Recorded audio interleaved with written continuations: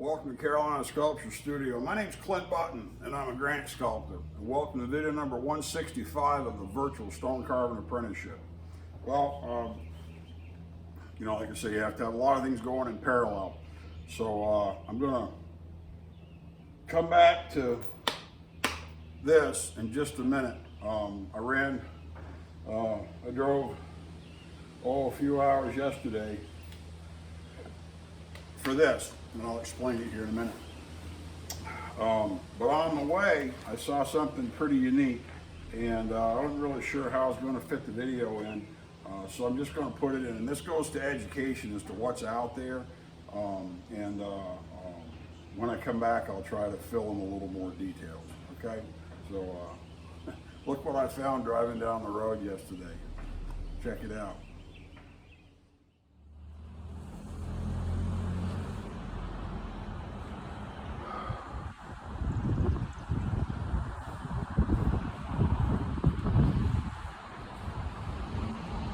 This is a Civil War memorial. I'm here in Floyd, Virginia, and this is an exceptionally rare installation. This is what's known as white bronze. This is a prefabricated, this isn't stone, this is die-cast zinc. And you would order these around very early 1900s. They were literally a mail order type of monument that you could get, and if you wanted to commission special work, you could. And this obviously has a full round Civil War figure on top with an original bust on the front that would have been commissioned separately.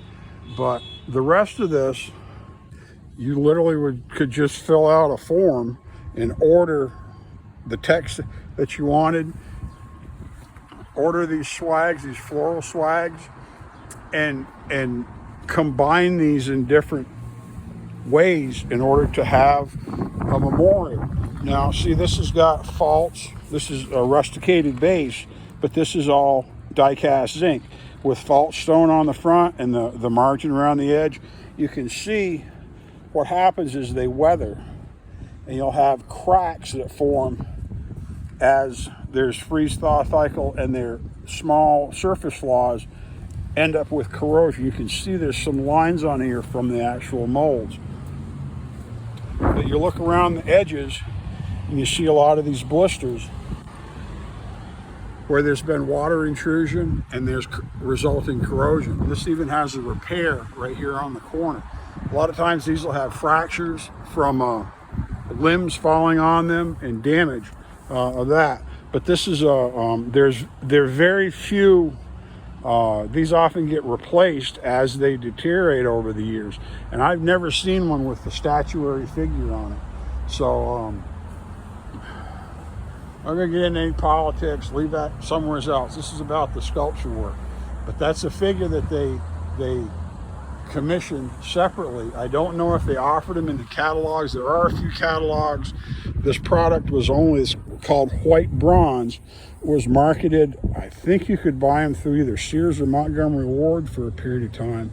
They were only marketed for about a 10 or 15 year period in the early 1900s. So, but this is a very unique installation.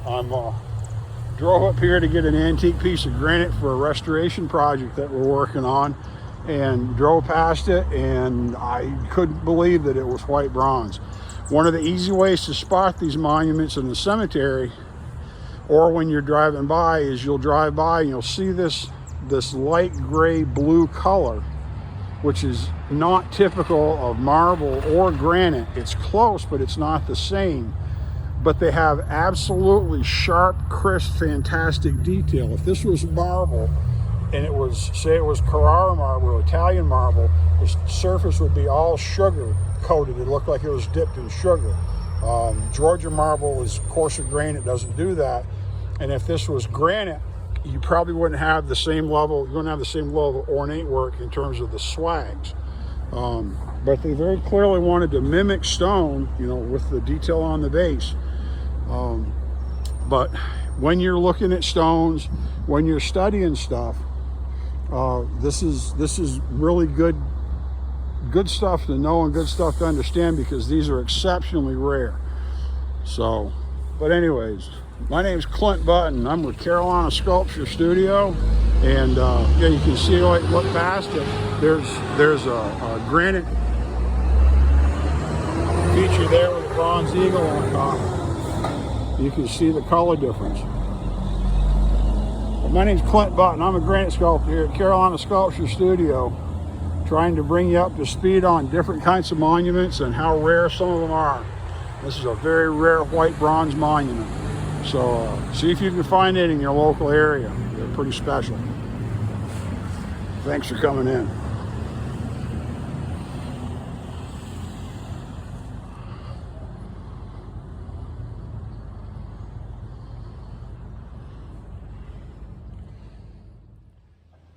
Now we're back to the studio. A little more information. I looked up a little bit more about that particular white bronze monument, and just the history in general. The span of time when they were offered is a little longer than I remembered. I looked it up on the computer, and it went from the 1880s up through about 1915, from what I could tell on the computer.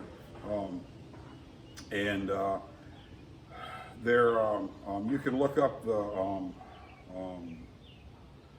I think it's called Monumental Bronze Company was the actual company that did it. If you search white bronze monument or white bronze memorial online, you'll find a lot of information about those actual pieces. One of the web links I found from I think the Smithsonian said there were hundreds of those statues installed.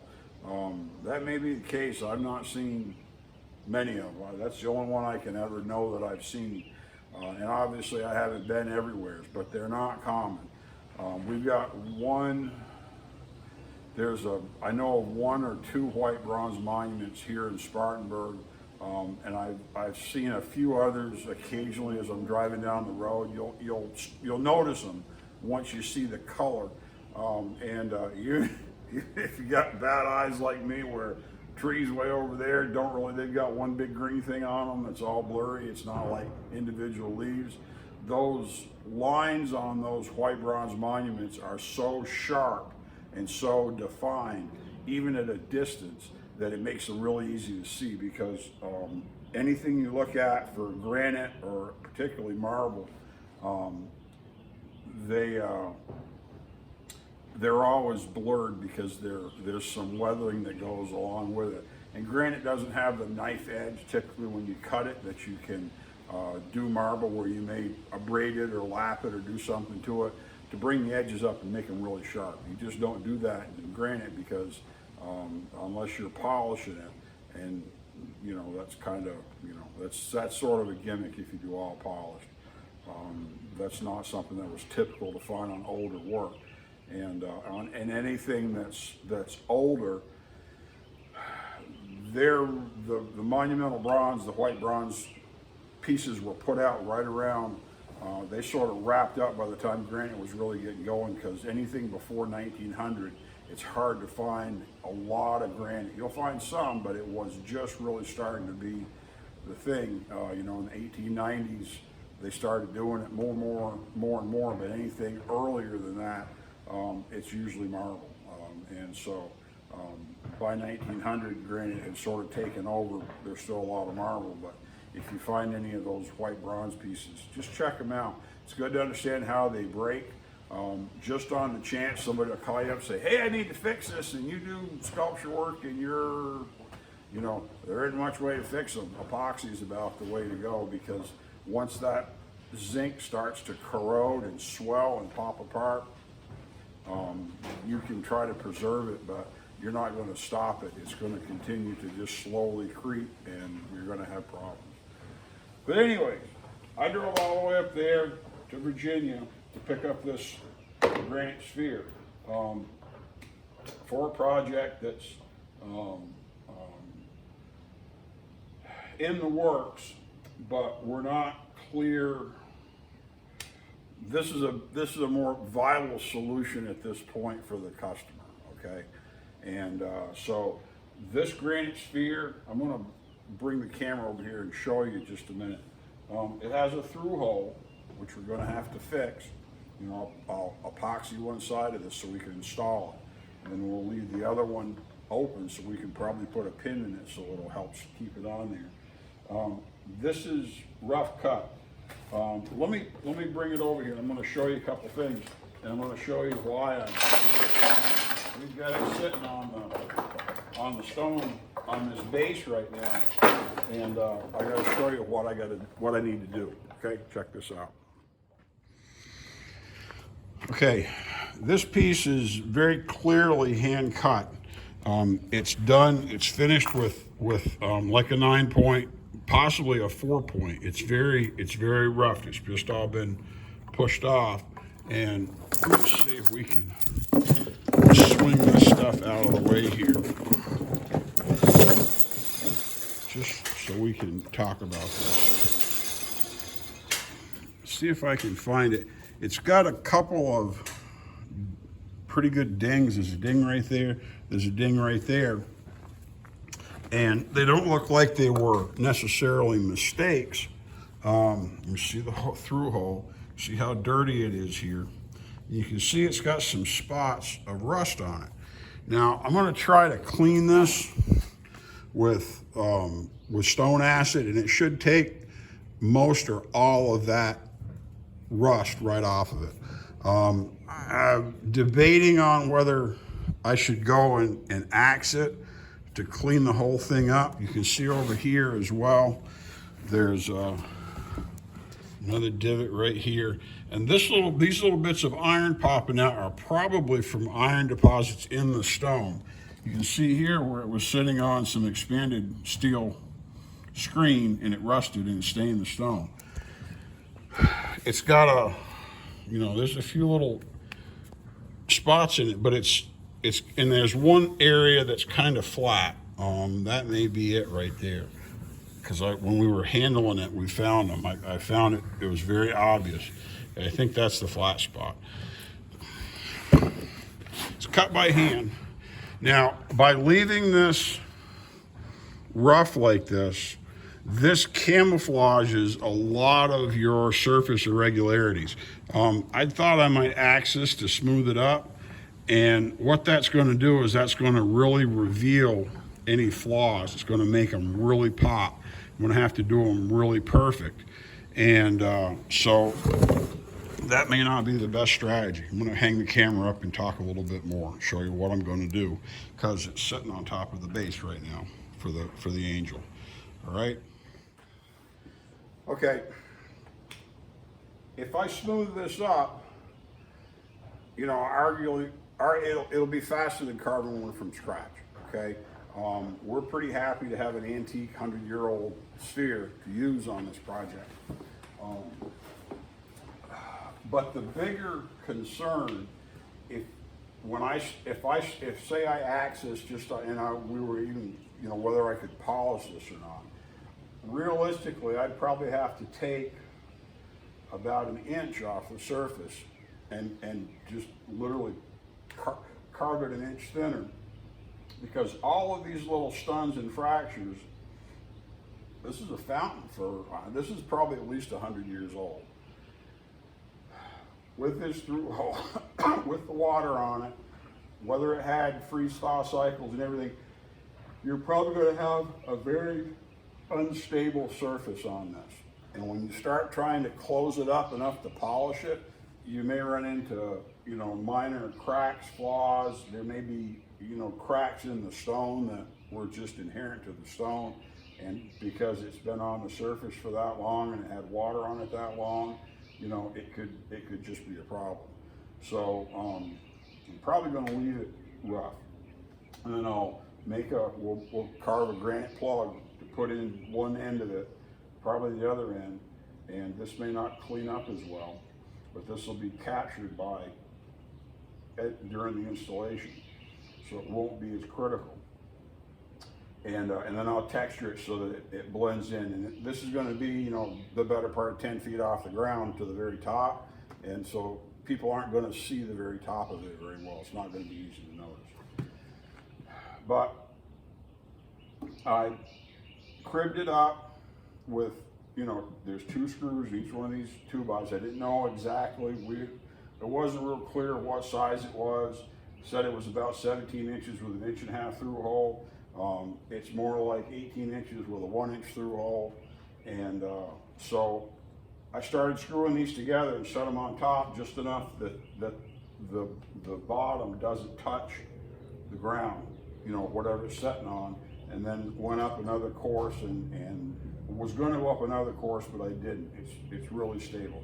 This weighs about 325 pounds based upon an 18-inch sphere at 185 pounds a cubic foot. So I think it came out to 326 and change. So with the whole through hole, you're right around 325. But I've just had this base underneath here for the angel just covered. And studio space is a premium. You got to be careful about that. And I'm not worried about the base much because I haven't had anything of consequence on it, just a sheet of plywood to protect it. This is weight, and what this could do is if that stone had any condensation issues, with this pressing on it, the plywood could potentially stain the stone.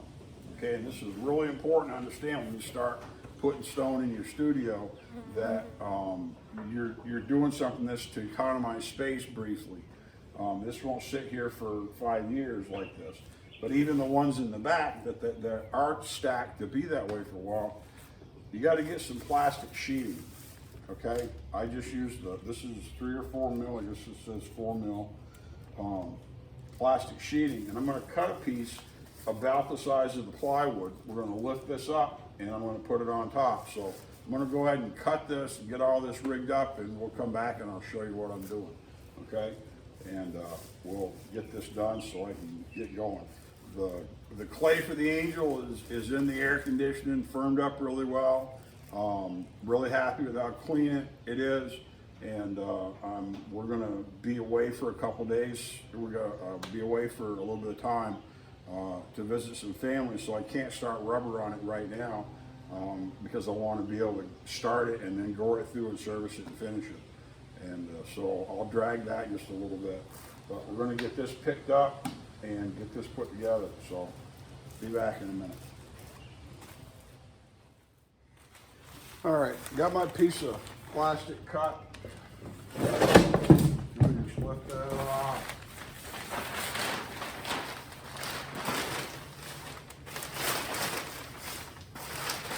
You don't have to cut everything the perfect size.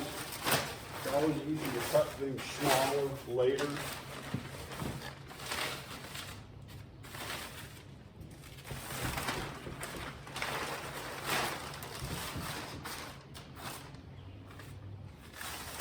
So I'll let this a little big.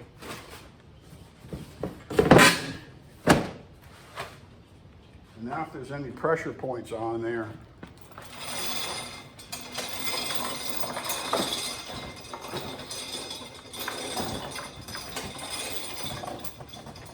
you should be okay.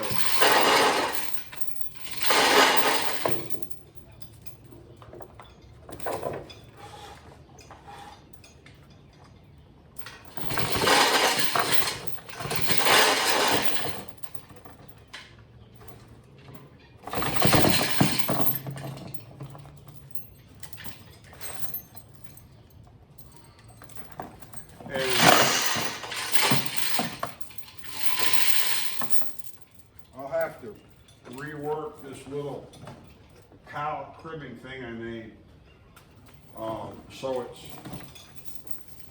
a little better organized because we're going to have to use something like this when we lift it. We're going to have to be able to lift this in a way that the bottom is open. We're going to have to lift it near the center so that we can set it when we actually install it there on the job. But just something different to be able to deal with. And always kind of fun to get to work with antique pieces. You just have to understand that the stone may not be suitable to do a lot of carving on it. And this is one of the problems if you're if you're going to get out there and get a stone out of a field and think you're going to make something, you'll make something. It may hold and be really great. You may break it open and you may get a lot of nose out of it, a lot of smell that you don't get out of quarried stone because it can have a lot of moisture in it. That's had literally thousands of years to soak into the stone because it's been laying on top of the ground, and the absorption is small, but it can over time it can really permeate the stone, especially if there's any flaws. So, but yeah, that's a pretty cool piece of stone, and but yeah, we've got a few pretty good dings in it. It doesn't look like it's been damaged badly, but if I try to smooth this up, it's going to make these flaws just pop and stand out like a sore thumb. So, like I say, you got to figure out at some point, you got to quit combing your hair and just that's as good as it's going to be. Short shrinking this by, probably at least 2 inches in diameter by cutting an inch off of the whole face, which would be 2 inches in diameter. You're probably not going to get down to secure stone, and even if you did that, you may still have flaws in the stone that can't be resolved. And as you approach them, if there's a crack, it can just kind of collapse and fall out, and you just keep chasing it, So I'm going to leave it just like this, and it'll be good enough. So, but anyways, cool stuff. See what's next. Okay, I don't want to get too esoteric and ramble on about stuff, but there's some things I do want to say. I drove almost 4 hours yesterday, one way, it was about 8 hour round trip, to pick up this sphere. And I drove up into a very rural part of Virginia to get it. And curiously, the road runs right through Spartanburg here. It's on an old U.S. highway. And if I wanted to take the time, I could zigzag all over the world and go right up. But we used to have our motorcycle rally literally right on this same road. Just a few miles from here, that we did for many years. And up in Virginia, it was a really cool road, and it was really fun driving. And I'm thinking, yeah, this is great. I wish I had a bike, and wish this was on my bike. And I'm thinking, oh wow, I'm gonna have this big old bowling ball in the back of my truck coming home. I'm gonna have to slow down and be careful. But I was driving through a very rural area, and I grew up dairy farming. I mean, we milked cows. That's what we did. And my mother's family did stone, up in Barry, about 15 miles, 14, 15 miles from the farm. And when I was a kid, that was a long trip. We went to Barry once or twice a month for groceries. And that was a long trip. You can drive 20, 30 minutes to get to the big city. And you only get to do it, once or twice a month. And that was a really big outing. And the landscape and what I saw, I don't know that I've been anywhere that looked more like a lot of areas there in Vermont that, with all the farms. It was little farm, little farm, little farm, little farm. And some of the fields are still got animals on them, and they're all, chewed down really good. They're all mowed, because the animals keep them all chewed down. And then others are growing up, but for the most part, the majority of the barns are all falling in and disappearing. And I stand here in my studio, and I've got an amazing studio. I can't believe that You know, I don't think I'm old, but I realize I'm almost 60. I'm not a kid anymore. You know, I'm not some idiot running around doing stupid stuff. I got to actually, you know, I'm try to envision my grandfather, you know, milking, you know, when he was my age and farming, you know, and stuff like that, and realizing how old I was and everything. And it's a lot to think about. The point is, it's got a lot to do with what I'm trying to do with this series. And I don't know how many people are, you know, this is, you know, fun to watch as opposed to the other little videos or whatever they watch on the YouTube, and you know, they dream of one day buying a hand machine and trying it, or if they're, you know, really working and they're trying to begin and trying to carve and trying to make this into a livelihood. Yeah, I drove past a woodworking place, and the sign said custom furniture, slabs, all wood, carving. And I'm like, oh wow, cool, check it out. And they were like, oh no, we pretty much got away from that. It's really hard to carve and make any money, and it's really difficult. I'm like, yeah, I know, I do it for a living, and we had a good visit. I wanted to know if they were potentially a resource, because we had a wood carving project come in just recently that I referred through another master, because I'm not in a position to service it right now. Life is too much right now. It's hard to get in the studio to cut stone with the way life's going. And but you see the farm shut down, you see the barns caving in.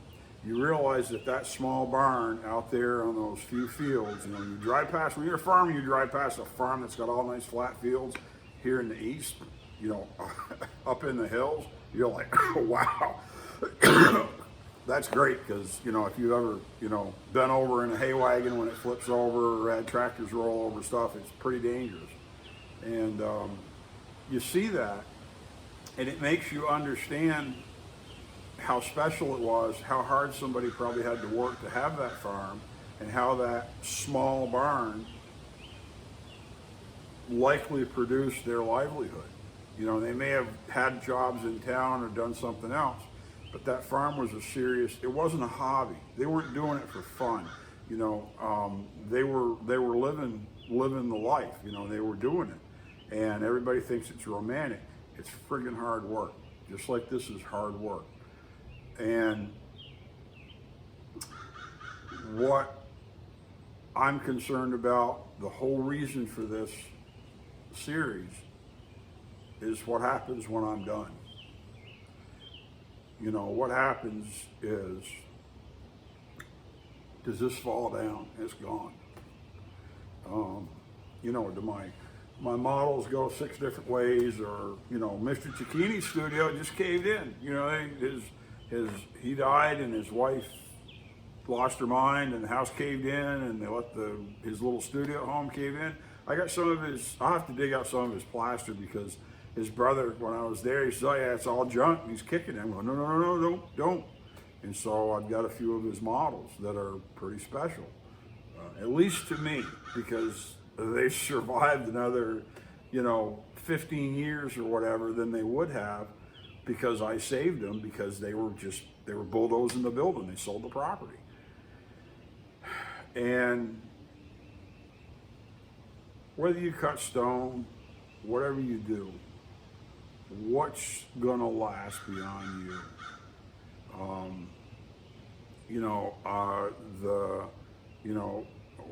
Whether the AI and the computer is going to take over the world and all that crazy stuff, who knows?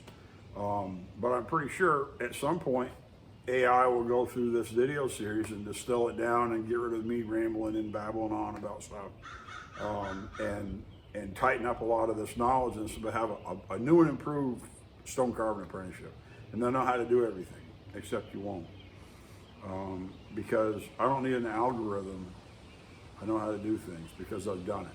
I knew what to throw in the truck for tools and a few sticks of 2x4, because I had them set aside, because I use this stuff When I get done with this, I'll take the screws out, I'll put them right back in the same pile, and then I'll recycle them again. I won't have to go cut down a new tree, burn down the world to go buy new 2x4s and cut them up. I'll just reuse the same stuff over and over again, because that's how you make this work.